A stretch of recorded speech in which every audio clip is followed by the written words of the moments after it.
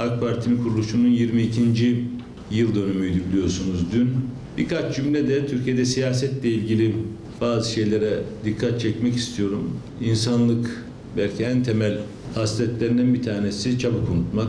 Kuşkusuz siyasi partilerden beklediğimiz en temel işlev ülkedeki demokratik yaşamı konsolide etmek, temel hak ve hürriyetler anlamında yaşanabilir bir ülke mücadelesi yapmak. Böyle baktığımızda AK Parti'nin kurulduğu dönemlerdeki Türkiye'yi şöyle bir gözünüzün önüne getirmenizi arzu ederim.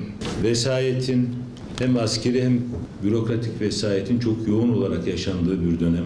Temel hak ve hürriyetlerin ayaklar altına alındığı bir süreç yaşadık. Yani 28 Şubat'ın hemen akabinde tırnak içinde söylüyorum karanlığın en zifiri olduğu bir dönem yaşadık.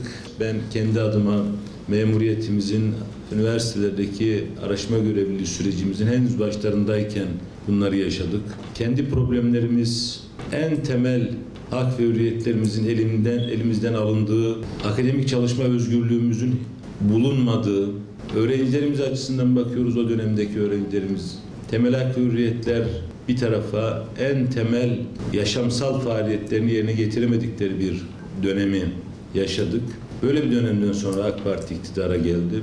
O gün yaşadıklarımızı çabuk unuttuğumuz için bugün belki kıymetini bilemeyebiliriz. Benim kişisel olarak altını çizmek istediğim şey şu: kuşkusuz kamusal yatırımlar, toplumsal refahın artırılması, sosyoekonomik göstergelerdeki yükselişler, bunların hepsi bir tarafa, benim açımdan AK Parti iktidarının ön takdire şayan tarafı Türkiye'de kurumsallaşan demokratik siyasal yaşam. Benim baktığım noktadan siyaset bilimi çalışan bir akademisyenim.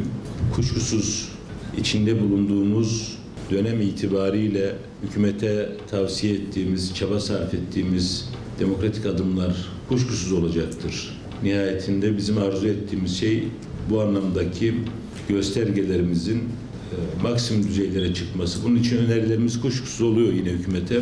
Ama şu 20 yıllık süreç içerisinde Türkiye'nin demokratik göstergeler açısından kat ettiği mesafeyi göz ardı etmek mümkün değil. Ben Sayın Cumhurbaşkanımıza Türkiye'nin demokratik gelişimi açısından gösterdiği çaba itibariyle hem de biraz önce eğitimle ilgili konuştuğumuz anlamda toplumsal refahı yükseltecek, kamusal yatırımları rasyonel hale getiren yaklaşımı sebebiyle Sayın Cumhurbaşkanımıza ve bugüne kadar bu sürece katkı vermiş tüm siyasetçilere teşekkür ediyorum.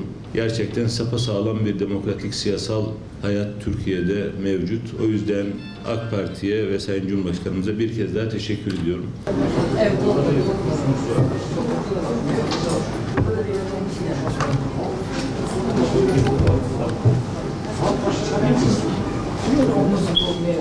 Geçen sene sordum çocuklara. Kim oldu? İşte bu.